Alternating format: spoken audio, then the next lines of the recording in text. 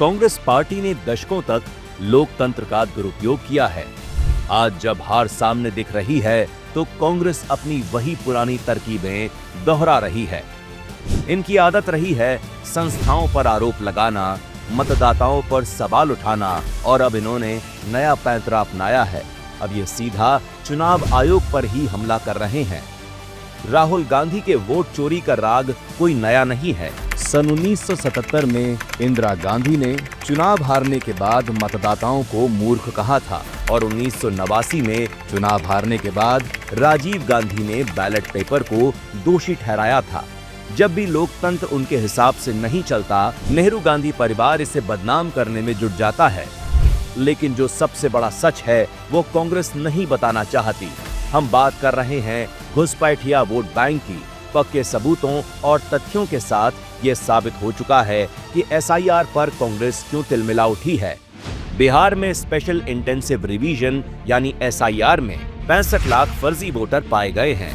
मृतक, डुप्लीकेट और काल्पनिक नामों से फर्जी वोटरों की लिस्ट भरी पड़ी है। राहुल गांधी के वायनाड में 90,000 से ज्यादा संदिग्ध वोटर मिले हैं। वहीं अभिषेक बनर्जी के डायमंड हार्बर में 2.6 लाख फर्जी नाम हैं, जिनमें कई अवैध घुसपैठियों से जुड़े हुए हैं। इसके बावजूद कांग्रेस कानूनी रास्ता नहीं अपना रही। वो सड़क पर ड्रामा करती है और उसी प्रक्रिया को निशाना बनाती है जो चुनाव को सही तरीके से चलाने के लिए जरूरी है। अब सवाल ये उठता है कि कांग्रेस और इसके राजकुमार ऐसा क्यों कर रहे हैं। वो ऐसा इसलिए कर रहे हैं क्योंकि वोटर लिस्ट की सफाई से उनका गैर कानूनी वोट बैंक खत्म हो जाएगा और उन्हें इसी बात का डर है। कुछ मतदाताओं द्वारा दोहरे मतदान के आरोप लगाए गए, सबूत मांगने पर जवाब नहीं मिला। ऐसे मिथ्या आरोपों से न तो चुनाव आयोग डरता है और न ही कोई मतदाता। बिना लाग लपेट के बात करें तो इनका चुनाव आयोग का विरोध करना असहमति नहीं बल्कि एक षड्यंत्र है।